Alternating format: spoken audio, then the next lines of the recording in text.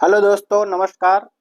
स्वागत है आपका हमारे यूट्यूब चैनल कला कुंभ में। सब लोगों की तैयारी अच्छे से चल रही होगी, या जिनकी नहीं चल रही होगी वो लोग इस हमारी इस यूट्यूब चैनल से जुड़ जाएं। उनकी तैयारी हम बहुत अच्छे से करवा देंगे। अभी हम यहाँ पर यूरोपीय प्रागैतिहासिक काल को अच्छे से पढ़ेंगे, और हम इस क्लास में पूरे वेस्टर्न आर्ट को बहुत ही बेहतर ढंग से पढ़ने वाले हैं। ये जो हमारे पास नोट्स है, बहुत ही बेहतरीन नोट्स है, जो कि आने वाले जो मई में जो पेपर है अपना टीजीटी का, उसके लिए बहुत ही अच्छा नोट्स है। इसको हम पूरी तरह से प्रागैतिहासिक काल से शुरू करके आपको आधुनिक में जो है जितने समकालीन कलाकार हैं, जितने वाद हैं, उन सब को इसमें कवर करने वाले हैं।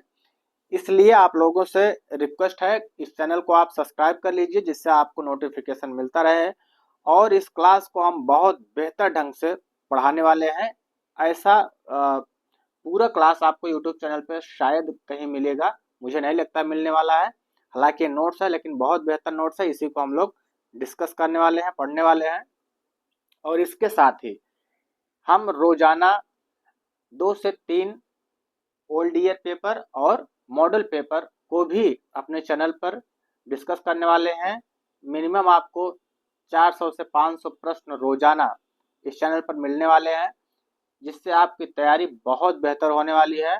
आप लोग हमारे चैनल को ज़्यादा से ज़्यादा सब्सक्राइब कर लीजिए। और हम पेपर तभी शुरू करेंगे जब हमारा चैनल लगभग 1000 सब्सक्राइबर हो जाएंगे। उसके बाद ही हम पेपर शुरू करेंगे। पहले हम जो है अभी इसको पढ़ेंगे, वेस्टर्न आर्ट को। बाकी और भी जो कोई चैप्टर अगर आपको लगे कि वो आपको कम तैयार है, उसको पढ़ाना चाहिए, तो आप मुझे कमेंट कर सकते हैं और मैं उसको यहाँ पे लेकर आऊँगा। तो चलिए हम लोग शुरू करते हैं, बहुत ज़्यादा समय नहीं लेते हैं। तो प्रागैतिहासिक काल की चित्रकला, जैसा कि आप लोग जानते ही हैं, भारत में भी प्रागैतिहासिक काल रहा है, वहाँ यहाँ भी प्रागैतिहासिक काल की चित्रकला रही है, और यूरोप में भी प्रागैतिहासिक काल की चित्रकला रही है। क्योंकि जो मानव स्वभाव है वो पूरे विश्व में एक ही जैसा रहा है। मानव की जो है उत्पत्ति से लेकर उसके विकास का जो कालक्रम रहा है, वो पूरे दुनिया में एक ही जैसा चलता रहा है। और हो सकता है वहाँ थोड़ा बहुत समय का जो है ऊपर नीचे होता है, लेकिन प्रक्रिया वही चलती है। ठीक है। तो हम लोग पढ़ने वाले हैं जो अभी यूरोपीय प्रागैतिहासिक काल के बारे में पढ़ेंगे। तो यूरोपीय प्रागैतिहासिक काल को 3 भागों में बांटा गया है। प्रागैतिहासिक काल को 3 भागों में ही बांटा गया है, चाहे यूरोप का हो चाहे भारत का हो। ठीक है। सबसे पहले देखते हैं प्रागैतिहासिक काल। प्रागैतिहासिक जो शब्द है, इसका प्रयोग कौन किया सबसे पहले? तो प्रागैतिहासिक शब्द का जो सबसे पहले जो प्रयोग किया है वो डेनियल विल्सन है। डेनियल विल्सन कौन है?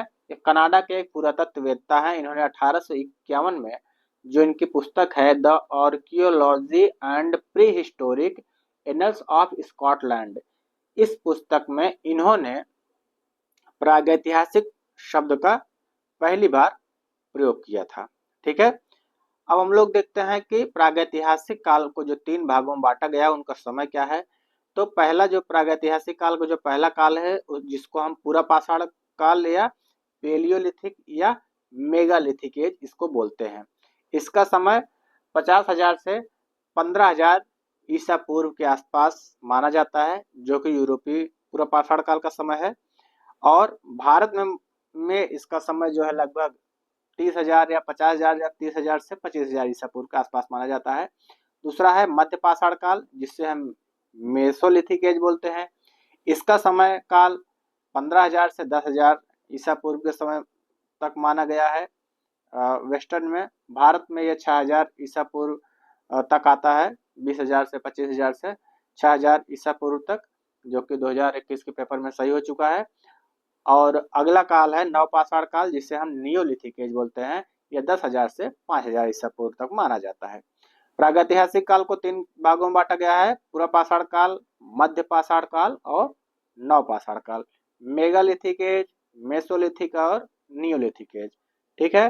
पूरा पाषाण काल 50,000 से 15,000 ईसा पूर्व तक, मध्य पाषाण काल 15,000 से 10,000 ईसा पूर्व तक, और नवपाषाण काल 10,000 से 5,000 ईसा पूर्व तक। दोस्तों, जैसा आप लोग जानते ही होंगे कि जो नवपाषाण काल है जो भारत में 3000 ईसा पूर्व तक आता है, लेकिन जो वेस्टर्न उसमें है कला में वो 5000 ईसा पूर्व तक आता है, क्योंकि वहां पे जो सभ्यताओं का विकास पहले शुरू हो गया था।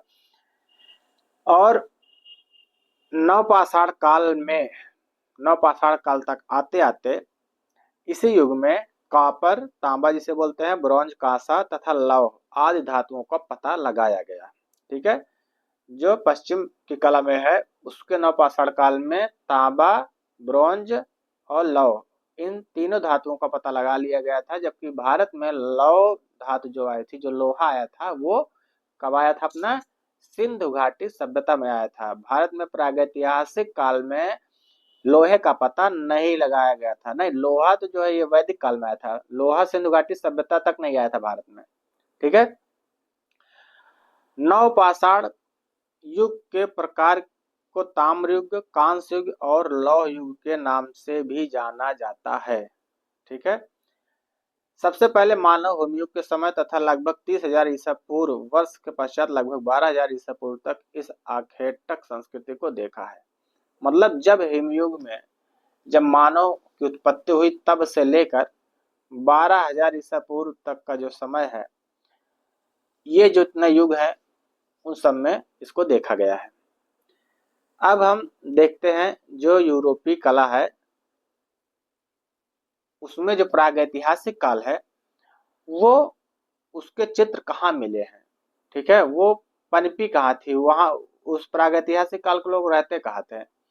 तो ये फ्रैंको कैंटेब्रियन क्षेत्र में रहते थे। ठीक है, वहां पे इसकी कला का विकास हुआ है। फ्रैंको कैंटेब्रियन क्षेत्र क्या है? उत्तरी स्पेन, स्पेन का जो उत्तरी भाग है, और दक्षिण पश्चिमी फ्रांस, फ्रांस का जो दक्षिण पश्चिम भाग है, इसके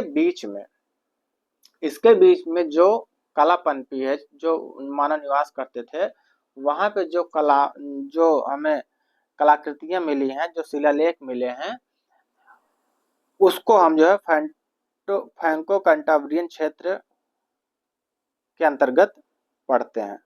ठीक है, उत्तरी स्पेन की गुफाओं में दिखाई पड़ता आखेटक संस्कृति कला की महान विशेषता पशु चित्रण, साथ ही कहीं कहीं मानव आकृतियां भी अंकित हैं। मतलब जो फ्रैंको कैंटेब्रियन क्षेत्र है वहां पशु चित्रण हुआ है और कहीं कहीं पर मानव आकृतियां भी अंकित हुई हैं, लेकिन मुख्यतः पशु चित्रण ज्यादा हुआ है। ठीक है, अब फ्रैंको कैंटेब्रियन क्षेत्र की कला में हम दक्षिण पश्चिमी फ्रांस, उत्तरी स्पेन की प्रागैतिहासिक गुफाओं के बारे में पढ़ते हैं। इस क्षेत्र में यूरोपीय प्रागैतिहासिक का प्रमुख क्षेत्र माना जाता है। यह फ्रांस और स्पेन की कला को रॉक कला के नाम से जाना जाता है। इस क्षेत्र की कला केंद्रों के 120 क्षेत्रों की जानकारी प्राप्त होती है। मतलब दक्षिण पश्चिमी फ्रांस और उत्तरी स्पेन में लगभग 120 जो है गुफाएं मिली हैं, जहां पर प्रागैतिहासिक काल के जो है चित्र मिले हैं। यूरोपीय कला 7,000 वर्ष प्राचीन है और भारतीय कला 5,000 वर्ष प्राचीन है। जैसा आप लोग बताया अभी पहले कि जब वहां पे 5,000 साल पहले सभ्यता शुरू हो गई थी, तो नवपाषाण काल 5,000 साल पहले जब ईसा पूर्व में जब खत्म हो गया तो 5,000 साल वो प्लस 2,000 जो है ईस्वी ये चल रहा है अपना, तो 7,000 वर्ष जो है प्राचीन है यूरोपीय कला। और भारतीय कला 3,000 उधर पीछे और 2,000 साल अपना ये ईस्वी सन, तो 5,000 वर्ष प्राचीन भारत की कला मानी जाती है। अगर केवल पूछ लिया जाए कि कला कि चित्रकला का इतिहास कितना पुराना है या चित्रकला कितने साल पुरानी है, तब भी हम जो है 7,000 वर्ष प्राचीन लगाएंगे, क्योंकि यूरोपीय कला भी चित्रकला के अंतर्गत आती है। तो यूरोपीय चित्रकला चाहे पूछे चाहे कला पूछे किसका समय कितना हजार साल पुराना है, तो 7,000 साल पुराना है।